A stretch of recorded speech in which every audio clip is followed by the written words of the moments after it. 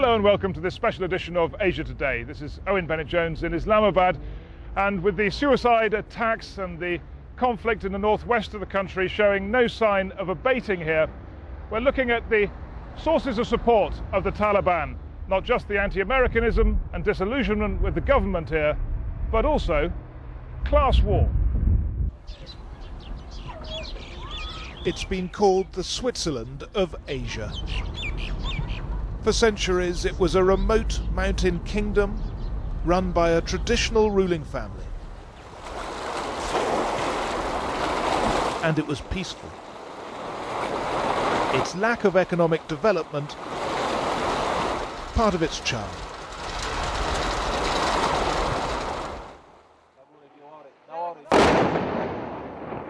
But more recently, Swat has been a war zone. Pakistan's armed forces moved in to fight the Taliban, who campaigned for Islamic law here. To live according to the rules laid down by the Quran. And they imposed their ideas with extreme violence. This man says he was a Taliban fighter. He's now been detained by the army and freely describes how he beheaded 8 people. How actually did you kill these people? They gave me a knife and told me to use that.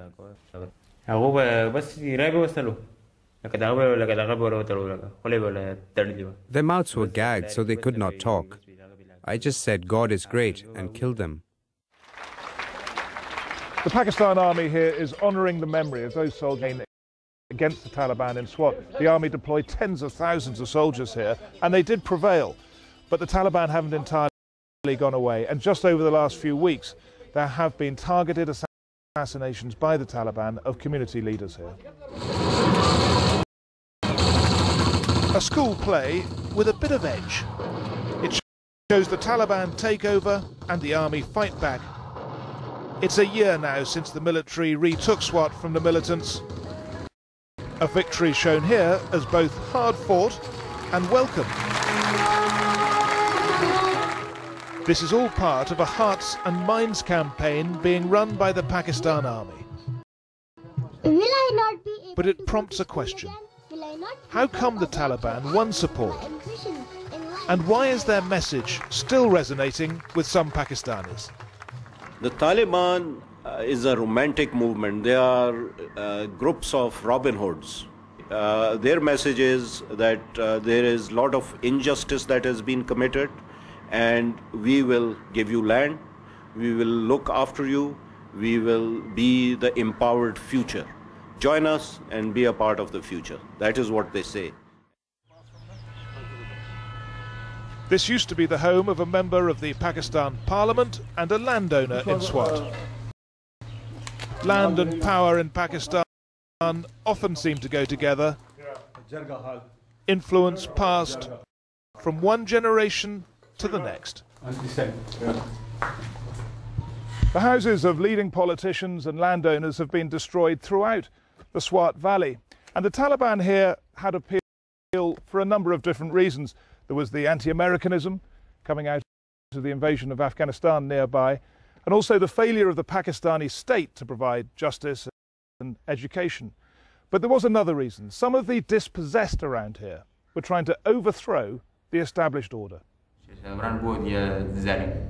The self-confessed Taliban slaughterer was a typical recruit, his family trapped in poverty. For centuries, the Taliban offered escape. The Taliban wanted to get the landholders' property and to snatch their homes. They wanted to kill the landowners, and then everything would be with us. With Islamic law, everything would have been with us.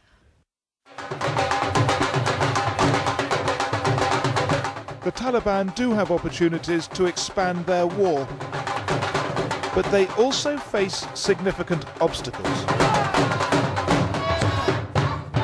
And this is one of them. At a Sufi shrine in Lahore, religion could scarcely look more different from the Taliban's Puritanism. Pakistan's poor have for centuries found solace in an intense and mystical expression of their faith. The Taliban's brand of Islam finds little favour here, but there is no escaping the Taliban's logic. If your life could scarcely get worse, then change is appeal.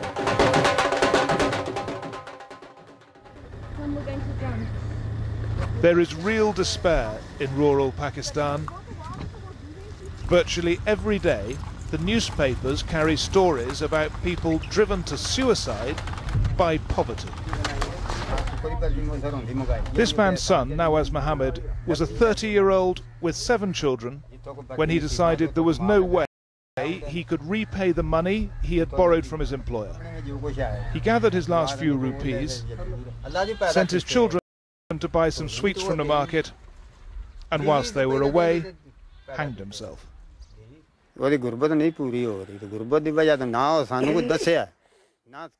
My son couldn't cope with the poverty. He didn't say anything to me or to his family. He just killed himself.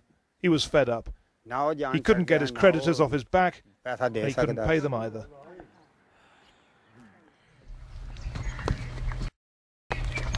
While the deprived complain, the wealthy worry.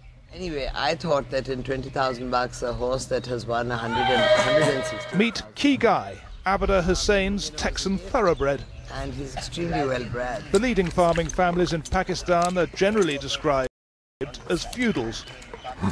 The Taliban denounced the feudals as greedy, decadent exploiters of the common man.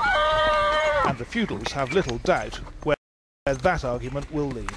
Well, you see, the mullahs will say, oh, these big bad feudals, what did they give you? What did they give you? What did they do for you? You're poor, and we'll give you land. We'll give you water. We'll give you milk, and honey will flow through the river. Paradise on earth. And if your kid blows himself up, he will go straight to heaven. So it is land grab. For many of the villagers, Abida Hussein is the closest thing they've got to a government. It's all part of the traditional way of doing politics. The poor petitioning the rich. While the clerics and politicians compete for power, on the streets, the people protest. This riot is about power cuts, but so many things are in short supply now. Electricity, water, gas, food. People are fed up and angry too. And they blame a ruling elite they see as corrupt and self-serving. Many in Pakistan seem to be facing a crisis of confidence. Normally, it's the journalists who get accused of hyperbole by the politicians. In Punjab, it's the other way round. The man in charge of running Punjab is predicting revolution. Today, people feel that those in high offices are having the best of both the worlds, but they go without energy, they go without water, they go without medicine. This can't go for a longer period of time. This revolution is knocking at our door. The Taliban's attempt at a revolution in Swat failed, and people are now trying to get back to normal. But the Taliban have resilience. The day after we filmed these pictures, a suicide bomber killed 6 people here. The civil war raging in northwest Pakistan is far from over.